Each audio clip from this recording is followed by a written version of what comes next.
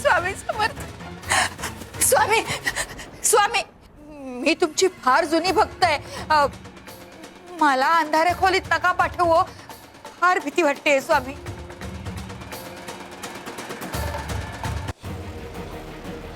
मनात फक्त एकच प्रश्न आहे, माझ्या आयुष्याचं प्रयोजन काय? मालकीणीबाईंची चाकरी करत त्यांचे उपकार फेडत राहणं एवढंच आहे का माझ्या आयुष्यात? या पलीकडे माझ्यासाठी काहीच नाही का? तुझ्या आयुष्याचं प्रयोजन आजच सुरू झालेलं नाहीये माई, ते तुझ्या जन्मापासूनच सोबत आहे। तू जेव्हा आश्रित म्हणून या घरात आलीस तेव्हाही तुझं प्रयोजन तुझ्या सोबतच होतं, पण ते तू अजून ओळखलं नाहीस। आणि राहता राहिला प्रश्न तुझ्या आयुष्याच्या ध्येयाचा, तर ते अजूनही वेगळं आहे। अलख निरंजन। ऐक, जखम लपवून ठेवली म्हणून ती भरून येत नाही, उलट ती आणखीन चिघळत जातात।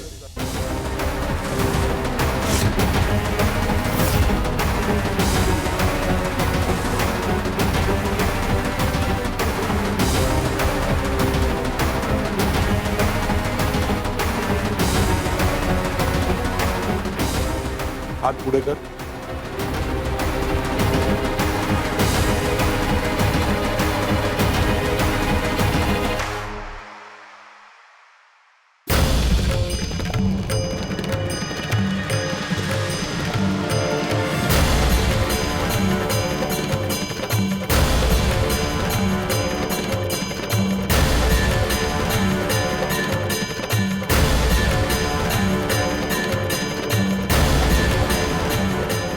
बरं वाटतंय ना आता?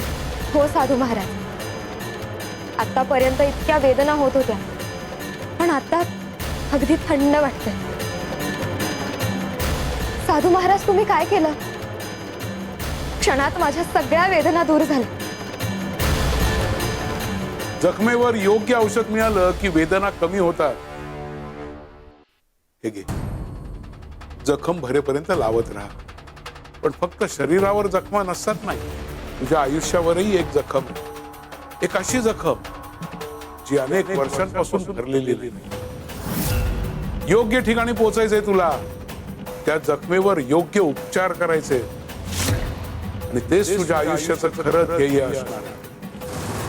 माई, जखम लपवली की वेदना वाढते, आणि सत्य स्वीकारलं की उपचार सुरू होतात, आणि त्यासाठी तुला योग्य ठिकाणी पोहोचावं लागेल।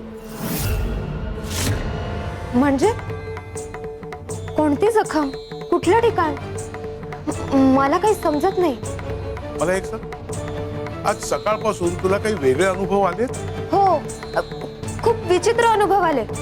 मी माझ्या गुरूंच्या पादुकांवर जलाभिषेक केला, पण पादुकांवर पंचामृताचा अभिषेक झाला, आणि त्यानंतर ताम्हणाखाली गुरु पौर्णिमा असे अक्षर उमटले। मग दारात अक्कलकोट लिहिलेला मैलाचा दगड दिसला, आणि कोणाचा तरी आवाजही आला, अक्कलकोटला जाऊन ये असा। पण हे सगळं खरं होतं की मला भास झाले होते, मला काहीच समजत नाही। यातच तुझ्या प्रश्नाचं उत्तर दडलंय। कशाला एवढी गोंधळतीयस? गुरु जेव्हा संकेत देतो तेव्हा उत्तरही त्यातच असतं, आणि संकेत समजला की मार्ग सापडतोच। गुरु कधीच सगळं सांगत नाही, तो शिष्याला उत्तर शोधण्या इतपत जागा करतो। संकेत हे गुरुकृपेचं पहिलं पाऊल असं माई। अलख निरंजन। साधू महाराज, थांबा ना, किमान ते योग्य ठिकाण तरी सांगा।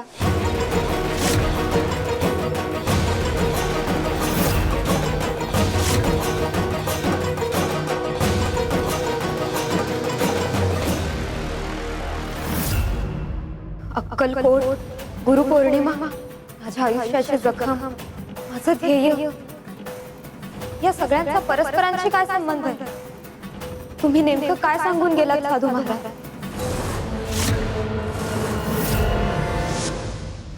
गयाताई, एवढ्या मोठ्या अजून 2 माळा कराव्या लागतील ना? हो हो, करून घेतो। गयाताई, अहो झालं की नाही तुमचं? प्रसाद करायचंय अजून। अहो करते सगळं। करा, माळा 4 करायच्या। करतो कपिलाताई. ऐ! काय नैवेद्याचं ताट घेऊन कुठे चाललास? स्वामींना नैवेद्य दाखवायला. हा? तुला कोणी सांगितलं नैवेद्याचं ताट तू दाखव म्हणून? तुला माहितीये ना ही सेवा फक्त मी. म्हणजे कधी कधी सुंदरा मावशी पण करतात. या मठासाठी आम्ही दोघी श्रेष्ठ आहोत. आधीपासून इथे काम करतो त्यामुळे हा मान आमचाच आहे. आणि तुला काय वाटतं रे नैवेद्य दाखवणं म्हणजे साधं सोपं काम आहे का? नाही, ती फार मोठी सेवा आहे, कळलं? काय झालं कपिलाताई? नैवेद्य दाखवा. मी सांगितलंय त्याला नैवेद्य दाखवायला. अहो हे स्वामी स्थान आहे. इथे कोणी लहान नाही, कोणी मोठा नाही, कोणी जवळचा नाही, कोणी लांबचा नाही. सगळे स्वामी देवांचे आहेत. आणि अहो गुरुपौर्णिमेचा महिना चालू आहे ना, आपणच आव्हान केलंय ना सगळ्यांना, स्वामी स्थानावर या, सेवा करा, गुरु कृपेचा लाभ घ्या. मग आपणच त्यांना सेवा करू दिली नाही तर ते शिकणार कसे?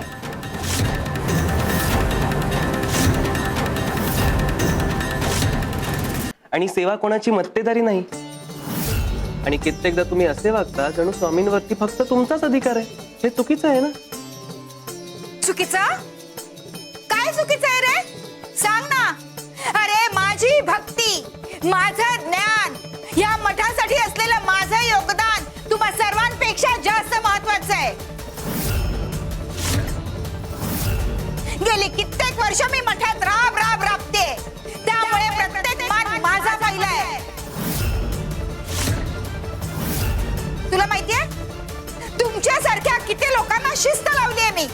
आणि हो, मी जर मठात नसते ना तर या मठाचं अर्ध काम तसंच राहिलं असतं. आणि तुला माहितीये माझं अंतःकरण ज्ञानाने आणि भक्तीने उजळलेलं आहे. अरे तुमच्यासारख्या लोकांना मी ज्ञान शिकवलंय, मी मार्ग दाखवलाय. त्यामुळे या इथे स्वामी स्थानावर माझं स्थान वेगळं आहे, कळलं? हो का?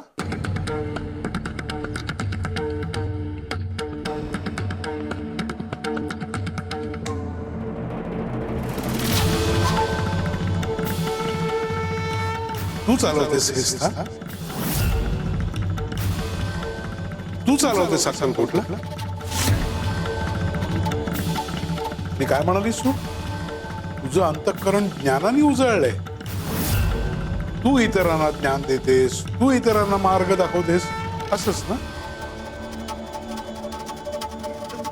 नाही, तसं नाही स्वामी. तुम्ही जे मला ज्ञान दिलेत ना ते मी ह्या लोकांना देत असते. हो का?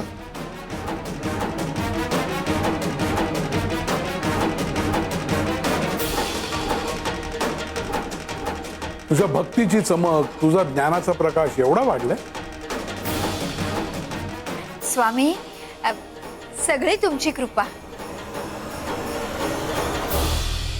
मग एक काम कर, आज तुझ्या ज्ञानाची चमकच बघूया आपण.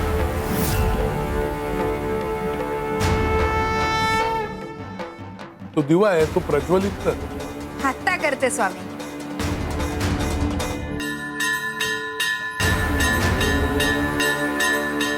थांब थांब थांब. दुसऱ्या दिव्यावरनं हा दिवा प्रज्वलित करायचा नाही. तुझ्या स्वतःच्या प्रकाशाने हा दिवा प्रज्वलित कर.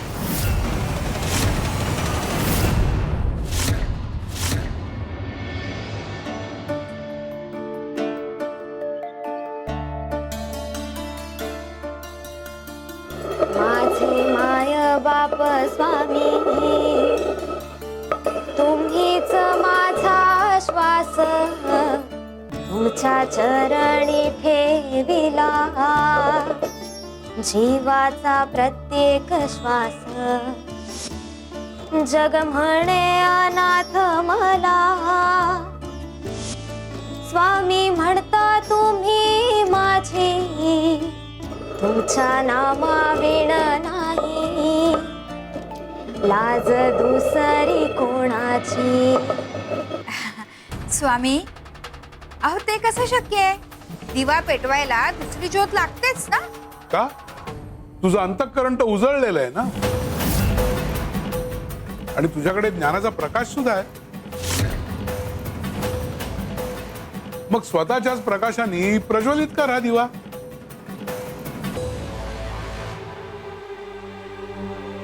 स्वामी, अहो कसं शक्य आहे?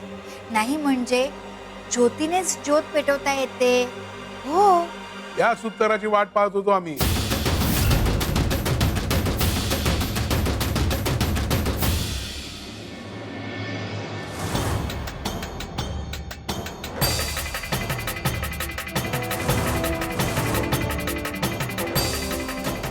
माई जखम लपवली की वेदना वाढते, आणि सत्य स्वीकारलं की उपचार सुरू होतात, आणि त्यासाठी तुला योग्य ठिकाणी पोहोचावं लागेल. कोणती जखम? कुठलं ठिकाण? कशाला एवढी गोंधळतीयस? गुरु जेव्हा संकेत देतो तेव्हा उत्तरही त्यातच असतं, आणि संकेत समजला की मार्ग सापडतो. गुरु कधीच सगळं सांगत नाही. तो शिष्याला उत्तर शोधण्या इतपत जागा करतो.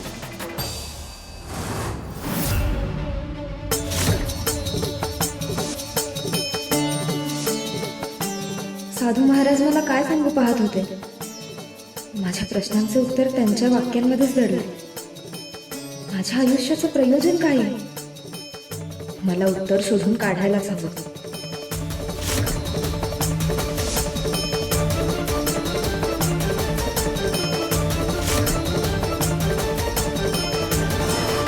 दिवा स्वतःच्याच प्रकाशाने कधीच प्रज्वलित होत नाही. एका दिव्याला दुसऱ्या दिव्याची ज्योत लागतेच.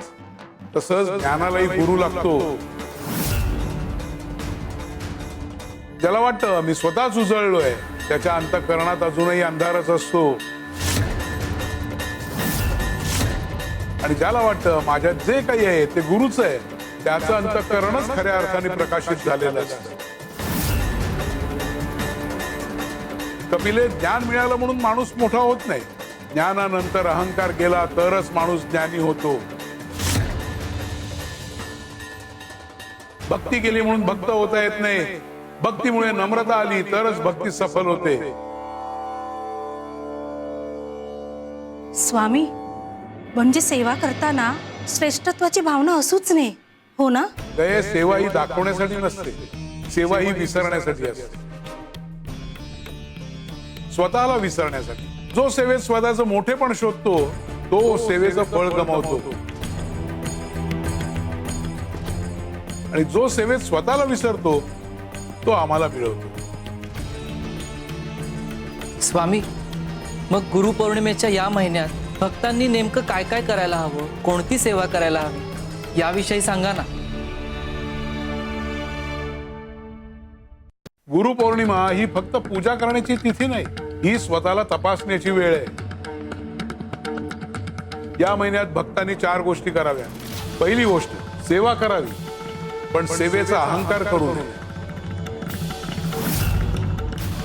दुसरी, ज्ञान मिळवावं पण स्वतःला ज्ञानी समजू नये. तिसरी, भक्ती करावी पण दुसऱ्याच्या भक्तीला कमी लेखू नये. आणि चौथी, गुरुची कृपा मागण्याआधी स्वतःच्या चुका ओळखाव्या. आणि या महिन्यात 4 गोष्टी टाळाव्यात. अहंकार, मत्सर, श्रेयाची लालसा आणि मीच श्रेष्ठ हा विचार. बाळांनो, गुरुच्या दारात जो नमतो तोच उंचवतो, आणि जो स्वतःला मोठा समजतो तो गुरु कृपेपासून दूर जातो. स्वामी, स्वामी, मी चुकले. अहंकाराने मोठी झाले होते. सेवेला अधिकार समजायला लागले. क्षमा करा स्वामी. चूक करणं पाप नाही, पण चूक करून मान्य न करणं हे मात्र पाप आहे. गुरु कृपेसाठी तू आज पहिलं पाऊल टाकलंयस. गुरु पौर्णिमेच्या या पवित्र महिन्यात आता आम्ही तुम्हाला सगळ्यांना दाखवणार आहोत भक्तांनी काय करावं, काय टाळावं, आणि सगळ्यात महत्वाचं म्हणजे काय ओळखावं.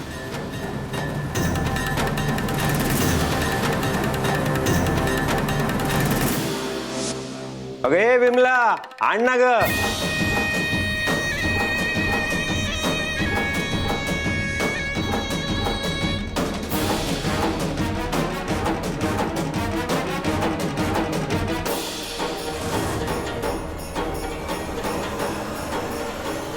विमला हे काय थट्टा लावली आहेस? हे सोन्याचे दागिने, नाणी, चांदी, हे हिरे, माणूस हे खातो काय? का तुमचं पोट तर ह्यानेच भरतं ना? म्हणजे तुला म्हणायचं आहे काय?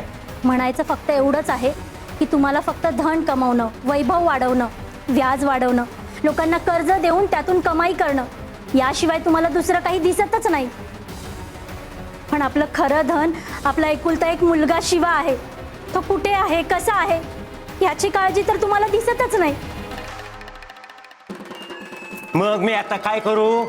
लोकांना पाठवलंय, त्या फौजदाराला कामाला लावलंय, त्याच्यासाठी हवा तेवढा पैसा मोजतोय. आणखीन काय धडपड करायची? धडपड? याला धडपड म्हणता? धडपड तर एखादा बाप करतो. स्वतः रानावनात जाऊन फिरतो, गावोगावी जाऊन शोध घेतो.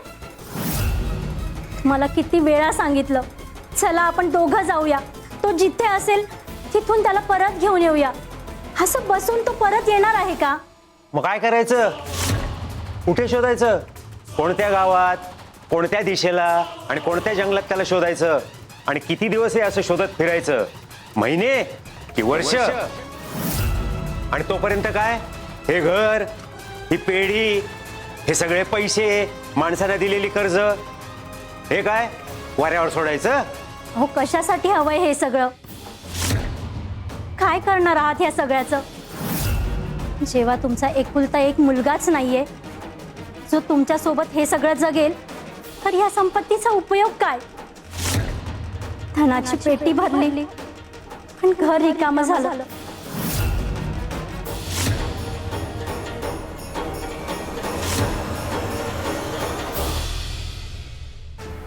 हा नियतीचा नियम आहे. माणूस जे पेरतो तेच उगवतं. दुसऱ्याच्या वाट्याचं सुख ज्यांनी हिसकावून घेतलं, नियती त्याच्या वाट्यातलं एक सुख अलगद काढून घेते. अन्याय करून मिळवलेलं सुख कधीच टिकत नाही. दुसऱ्यांच्या अश्रूंवर उभारलेलं वैभव एक दिवस स्वतःच्याच अश्रूंमध्ये विरघळून जातं.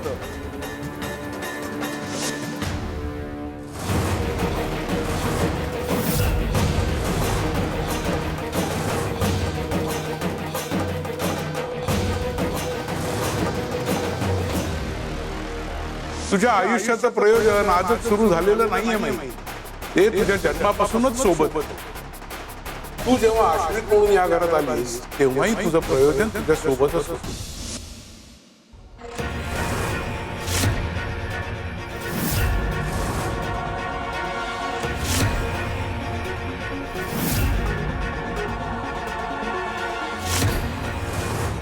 स्वामी, तुमच्या या पादुका? या पादुका तर मी लहानपणापासून माझ्या सोबत घेऊन फिरते. जंगलातून या घरात आल्यापासून या पादुका माझ्या सोबतच आहेत. म्हणजे साधू महाराज हेच सांगत होते, माझ्या आयुष्याचं प्रयोजन या पादुकांची सेवा करणंच आहे. या पादुका स्वामींच्या आहेत. म्हणजे स्वामींची सेवा करणं हेच माझ्या जन्माचं कारण आहे. सापडलं स्वामी, माझ्या आयुष्याचं प्रयोजन सापडलं.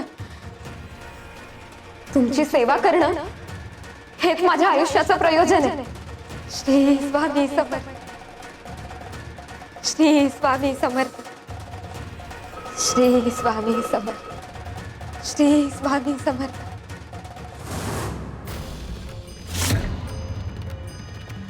कावेरीला आम्ही संकेत दिला आणि संकेताचा अर्थही तिला उमगला. आता तिला जे शिकवायचंय ते ती अक्कलकोटला येताना आणि इथे आल्यावर पावलोपावली शिकवूच आम्ही.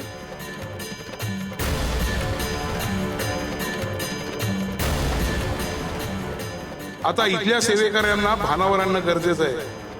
गुरुच्या दारात सेवा करणाऱ्यांनी सर्वात आधी गुरुचं महत्व समजून घेतलं पाहिजे.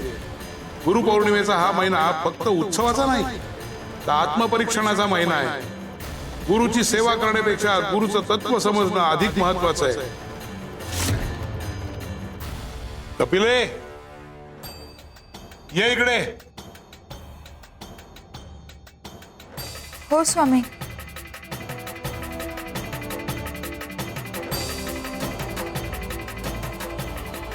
जा आज जा आणि तुझ्या ज्ञानाच्या प्रकाशाने खोली उजळून टाक.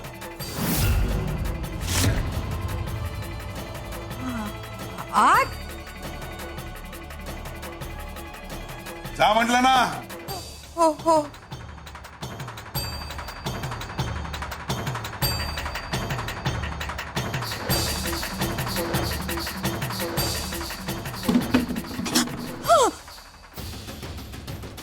स्वामी अहो मी तर सहजच बोलत होते.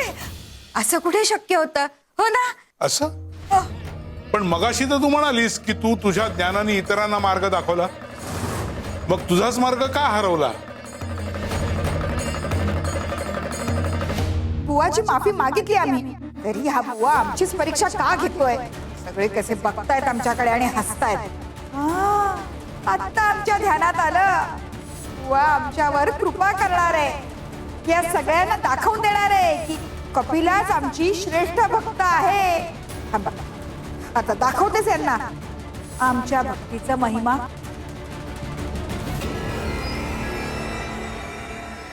श्री स्वामी समर्थ. श्री स्वामी समर्थ. श्री स्वामी समर्थ. श्री स्वामी समर्थ. श्री स्वामी समर्थ. श्री स्वामी समर्थ. स्वामी स्वामी मी तुमची फार जुनी भक्त आहे. मला अंधाऱ्या खोलीत नका पाठवू. फार भीती वाटते स्वामी.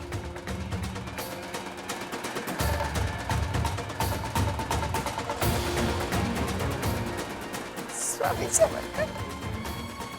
श्री स्वामी समर्थ. श्री स्वामी समर्थ. श्री स्वामी समर्थ. माझ्या भक्तीच्या जोरावर या खोलीतला अंधार दूर होऊ देत. या खोलीत उजेड येऊ देत. श्री स्वामी समर्थ. श्री स्वामी समर्थ. श्री स्वामी समर्थ. स्वामी मला माझी चूक कळली. स्वामी अहंकार नको. स्वामी मला माफ करा. माझी भक्ती, माझं ज्ञान इथे काहीच कामाला येत नाहीये. मला माझी चूक कळली स्वामी. तुमच्याशिवाय हा अंधकार दूर होणार नाही. मी माफी मागते स्वामी. मला क्षमा करा. मला क्षमा करा. कपिले, त्या कपाटाच्या शेजारी आरसा आहे, तिथे जाऊन उभी राहा.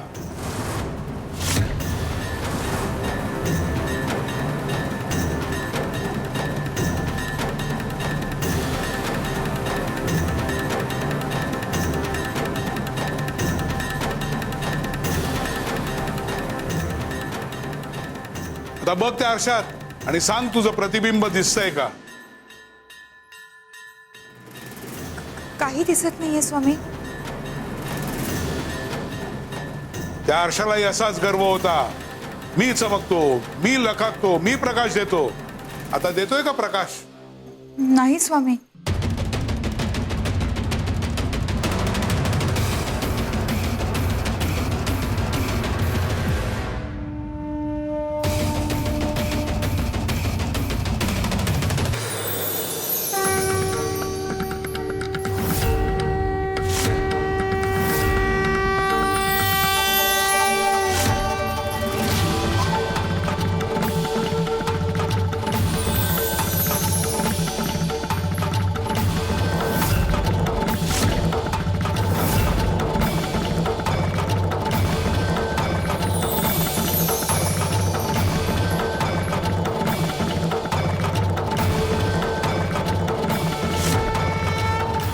भाभी, माझ्या आयुष्याचं प्रयोजन तर समजलं.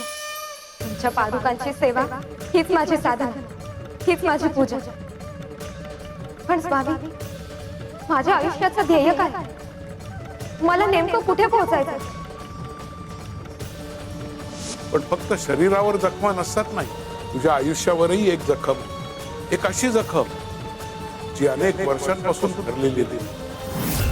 योग्य ठिकाणी पोहोचायचंय तुला. त्या जखमेवर योग्य उपचार करायचे आणि तेच तुझ्या आयुष्याचं खरं ध्येय असणार आहे. माझ्या आयुष्यावर कुठली जखम आहे मला काहीच समजत नाही. आणि त्या जखमांवर उपचार करायला मला कुठे जायचंय? स्वामी, मला काहीच समजत नाही. मी अडाणी आहे. तुमचे संकेत मला समजतायत पण आणि नाही पण ते माझ्या आकलना पलीकडचे. स्वामी, तुम्हीच मला ते उलगडून सांगा. तुमचे संकेत ओळखायला मला मदत करा. तुम्हीच माझा हात धरा आणि मला मार्ग दाखवा. श्री स्वामी समर्थ.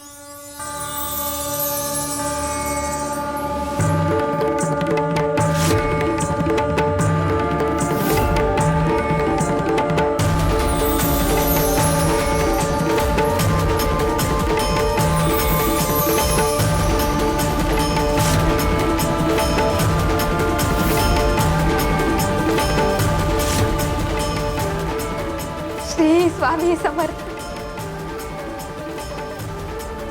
कावेरी, अगं गोंधळतेस कशाला? सगळे संकेत तुला एकाच दिशेने नेत आहेत, अक्कलकोटच्या दिशेने.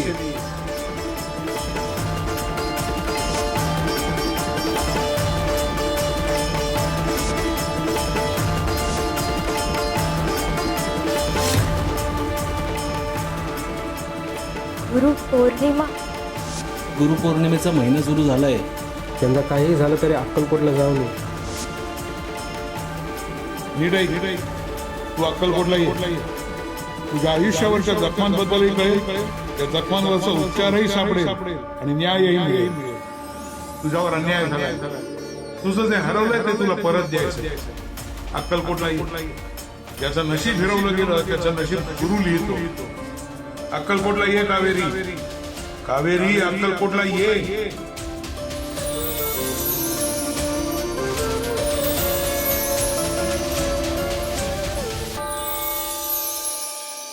श्री स्वामी समर्थ. स्वामी, मी येईन. मी नक्की येईन. तुम्ही बोलवलंय म्हणजे हा तुमचा आदेशच आहे. तुम्ही माझे सर्वस्व आहात. तुम्हीच माझा मार्ग, तुम्हीच माझे ध्येय. अनंत कोटी ब्रह्मांड नायक, राजाधिराज योगीराज परब्रह्म सच्चिदानंद अक्कलकोट निवासी सद्गुरु श्री स्वामी समर्थ महाराज की जय.